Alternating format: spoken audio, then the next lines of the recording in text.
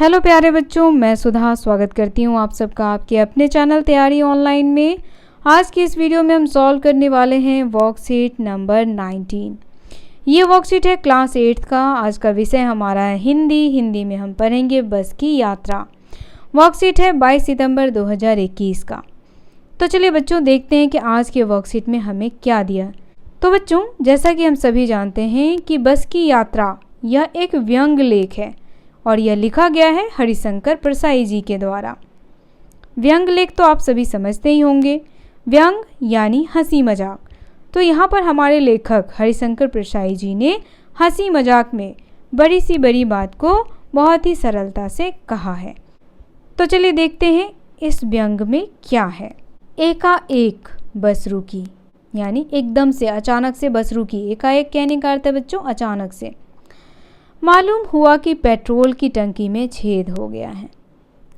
Driver ने बाल्टी में पेट्रोल निकालकर उसे बगल में रखा और नली डालकर इंजन में भेजने लगा। अब मैं उम्मीद कर रहा था कि थोड़ी देर बाद बस कंपनी के हिस्सेदार इंजन को निकालकर गोद में रख लेंगे और उसे नली से पेट्रोल पिलाएंगे, जैसे माँ बच्चे के मुंह में दूध की शीशी लगाती है। तो देखिए बच्चों, लेखक कह रहे हैं कि बस की हालत बहुत ही जर्जर थी, बहुत ही ख़राब। उसका टंकी भी फूट गया। ड्राइवर ने क्या किया कि एक पाइप लगा दी, नली यानी पाइप लगा दी उसमें, और पेट्रोल को कहाँ भेजने लगा? इंजन में। तो लेखक यही उम्मीद कर रहे थे, उम्मीद यानी आशा। लेखक को यह आशा थी कि कुछ देर बाद क्या होगा कि ड्राइवर जो है वो इंजन को भी निकाल लेगा, अपनी गोदी में रख लेगा और फिर नली से उसमें पेट्रोल डालेगा और बस को चलाएगा। आगे कहते हैं बस की रफ्तार अब 15-20 मील हो गई थी, यानी वह 15-20 मील की रफ्तार से चल रहा था। रफ्तार यानी तेजी। मुझे उसके किसी हिस्से पर भरोसा नहीं था। अब लेखक सोच रहे थे कि चलो भैया, अब तो ये सब बिल्कुल ही बेकार हो गया है, पता नहीं हम पहुंच भी पाएंगे या नहीं। ब्रेक फेल हो सकता है, स्टीयरिंग टूट सकता है। प्रकृति के दृश्य बहुत लुभावने थे, लुभावने यानी मनमोहक। दोनों तरफ हरे भरे पेड़ थे जिन पर पक्षी बैठे थे। मैं हर पेड़ को अपना दुश्मन समझ रहा था। जो भी पेड़ आता डर लगता कि इससे बस टकराएगी।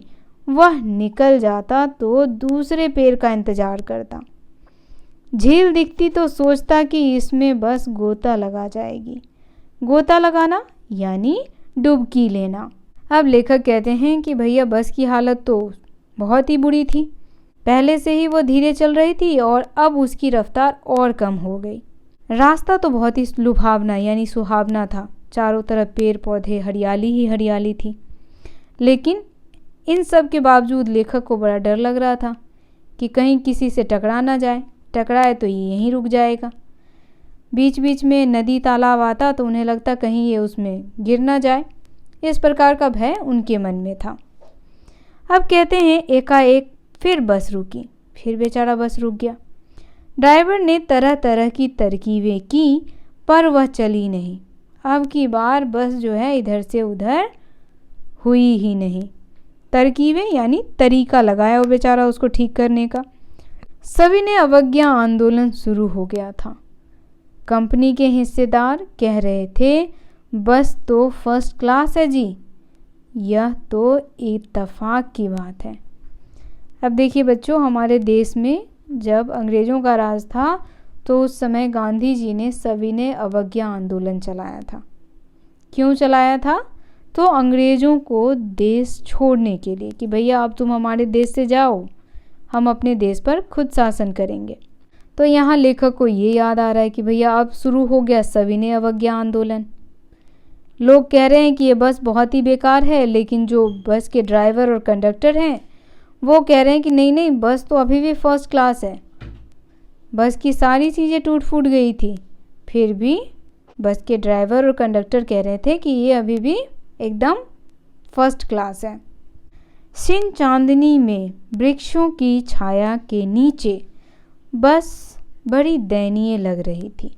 छिन चांदनी यानी चांद की जो रोशनी थी वह कम थी, हल्की हल्की रोशनी बस पर पड़ रही थी, जिस वजह से बेचारा बस कैसा दिख रहा था, दयनीय स्थिति में, यानी बहुत ही बुरी हालत थी उसकी, जैसे कोई वृद्ध थक कर बैठ गया हो। कैसा लग रहा था लेखक को? जैसे कोई बूढ़ा बेचारा थक कर के बैठ गया हो। हमें ग्लानि हो रही थी कि बेचारी पर लद कर हम चले आ रहे हैं। अगर इसका प्राणांत हो गया तो इस बियाबान में हमें इसकी अंत्येष्टि करनी पड़ेगी। अब देखिए बच्चों, लेखक जो हैं वह किस पर व्यंग कर रहे हैं? बस पर। बस एक निर्जीव है, फिर भी उसका वर्णन उन्होंने बड़े ही सजीव तरीके से किया है। कहते हैं कि एक तो बेचारा बस जो है वो बहुत ही ख़राब है, बहुत ही बुरी स्थिति में है, ठीक है, ऐसा लग रहा है जैसे अब गया ही। तो कह रहे हैं कि हमें ग्लानि भी हो रही थी, हमें खुद पर दुख भी हो रहा था कि हमने ऐसा बस लिया ही क्यों, हम इतने दूर से इस बस पर चढ़ के आए कैसे यहाँ तक। और यह भी सोच रहे थे कि अगर यह बस बिल्कुल ख़राब हो गई, ठीक है, तो अब इसका हम करेंगे क्या। प्राणांत होना यानी समाप्त होना, अंत हो जाना। वियावान यानी जहाँ कुछ भी नहीं होता है, सुनसान। अंत्येष्टि जो अंतिम संस्कार करते हैं उसे कहते हैं अंत्येष्टि करना। तो यहाँ लेखक ने बहुत सारी बातें जो हैं वो बस के बारे में कह दी। मुझे आशा है बच्चों आप लोगों को यह व्यंग सुन करके बहुत ही मज़ा आ रहा होगा। आगे देखिएगा, लेखक कहते हैं हिस्सेदार साहब ने इंजन खोला और कुछ सुधारा। हिस्सेदार साहब कहने का अर्थ है यहाँ पे उनका कि ड्राइवर ने इंजन खोला और फिर उसमें कुछ ठीक ठाक किया। बस थोड़ी आगे चली, फिर चाल और कम हो गई। अब बेचारा पहले ही 15 और 20 मील की रफ्तार से चल रही थी, अब और धीरे धीरे चल रही हैं। धीरे धीरे वृद्धा की आंखों की ज्योति जाने लगी। अब देखिए लेखक कह रहे हैं कि धीरे धीरे बस का जो हेडलाइट था अब वह भी रोशनी नहीं दे रहा था। चांदनी में रास्ता टटोलकर वह रेंग रही थी। और वह इतना अच्छा वर्णन कर रहे हैं बस को सजीव बनाकर। चांदनी रात में जो चांद की रोशनी होती है, कह रहे हैं कि उस रोशनी में बेचारा धीरे धीरे आगे बढ़ रहा था। टटोल कर यानी ढूंढ कर। आगे या पीछे से कोई गाड़ी आती दिखाई देती तो वह एकदम किनारे खड़ी हो जाती और कहती, निकल जाओ बेटी, अपनी तो वह उम्र ही नहीं रही। अगर कोई गाड़ी सामने से गुजर रहा होता अगल बगल से, तो बस जो है वह साइड में रोक दी जाती ताकि पीछे वाली गाड़ी आगे निकल जाए।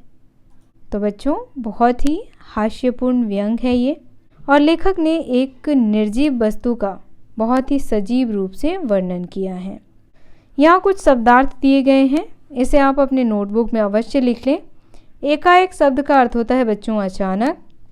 उम्मीद शब्द का अर्थ होता है आशा। रफ्तार गति। मील 1760 गज की दूरी। लुभावने यानी मनमोहक या सुंदर। गोता शब्द का अर्थ होता है डुबकी। तरकीबें यानी उपाय। छिन्न यानी कमज़ोर। दयनीय शब्द का अर्थ होता है बेचारी, या कह सकते हो बड़ी ही बुरी स्थिति में। ग्लानि यानी खेद या खुद पर दुख होना। प्राणांत मरना। वियावान शब्द का अर्थ होता है सुनसान। अंत्येष्टि शब्द का अर्थ होता है अंतिम क्रियाक्रम। टटोलना या टटोल कर, इसका अर्थ होता है ढूंढ कर। रेंगता यानी बहुत ही धीरे धीरे चलना, इसे कहते हैं रेंगना। तो हमने अब शब्द अर्थ भी जान लिया। चलिए प्रश्नों को देखते हैं। पहला प्रश्न हमारा है, बस अचानक रुक क्यों गई? पढ़कर बताइए। तो बच्चों बस अचानक क्यों रुक गई थी? क्योंकि उसकी टंकी में छेद हो गया था। ये आपको पढ़ कर के बताना है, तो आप यहाँ से बता सकते हैं। देखिए बच्चों, आप यहाँ से यह बता सकते हैं कि बस अचानक या एकाएक रुक गई। मालूम हुआ कि पेट्रोल की टंकी में छेद हो गया। इसी वजह से बस जो है वह अचानक से रुक गई थी। दूसरा प्रश्न देखिए बच्चों। दूसरा प्रश्न है लेखक को किस पर भरोसा नहीं था और क्यों? तो बच्चों लेखक को किस पर भरोसा नहीं था? तो बच्चों यहाँ पे आप लिख सकते हैं कि लेखक को बस पर भरोसा नहीं था कि वह उन्हें गंतव्य जगह पर पहुँचाएगी भी या नहीं। ऐसा क्यों? क्योंकि बस की हालत जो थी बहुत ख़राब थी, यानी बस बहुत ही ख़राब स्थिति में थी।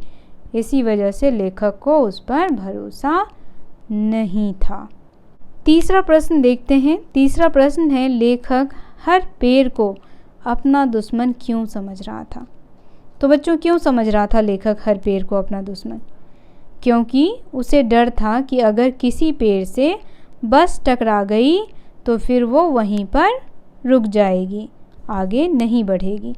इसी वजह से लेखक को हर पेड़ जो है वह दुश्मन नज़र आ रहा था। इसका आंसर आप गद्यांश में से भी लिख सकते हैं। तीसरे प्रश्न का उत्तर आप यहाँ से लिखेंगे बच्चों। मैं हर पेड़ को अपना दुश्मन समझ रहा था। जो भी पेड़ आता डर लगता कि इससे बस टकराएगी, क्योंकि बस की हालत बुरी थी। तो लेखक को लग रहा था कि अगर बस इससे टकराई तो फिर यहीं रह जाएगी। चौथा प्रश्न है बस की तुलना वृद्ध से क्यों की गई? अपने शब्दों में लिखें।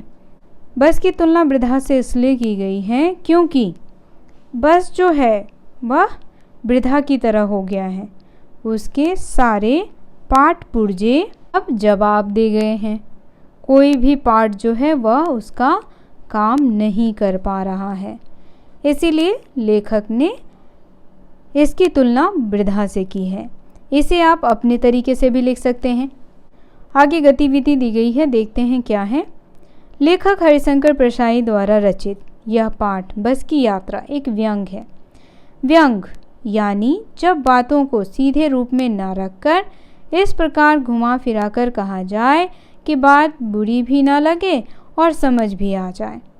इस पाठ में भी बहुत से वाक्य व्यंग के रूप में कहे गए हैं, जैसे बस डाकिया है, बस को देखा तो श्रद्धा उमड़ पड़ी।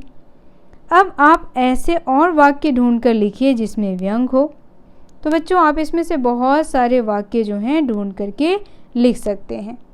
जैसे देखिए यहाँ पे मैं आपको बताती हूँ, आप ये शब्द भी लिख सकते हैं कि बस को देख करके हमें क्या हो रही थी? ग्लानि हो रही थी। बेचारी बस, ये भी हो गया। और बस की स्थिति कैसी थी? बहुत ही दयनीय। बस छीन चांदनी में वृक्षों की छाया में चल रही थी। तो इस प्रकार के वाक्य जो हैं आप गद्यांश में से ही ढूंढ करके लिख सकते हैं। तो बच्चों ये वर्कशीट यहीं समाप्त हुआ। वर्कशीट बहुत ही मज़ेदार था। वर्कशीट आपको कैसा लगा आप हमें कमेंट करके बताना बिल्कुल ना भूलें। वीडियो पसंद आया हो तो इसे लाइक, शेयर और हमारे चैनल को सब्सक्राइब कर लें। मिलते हैं आपसे अगले वर्कशीट में, तब तक के लिए आप सभी का धन्यवाद।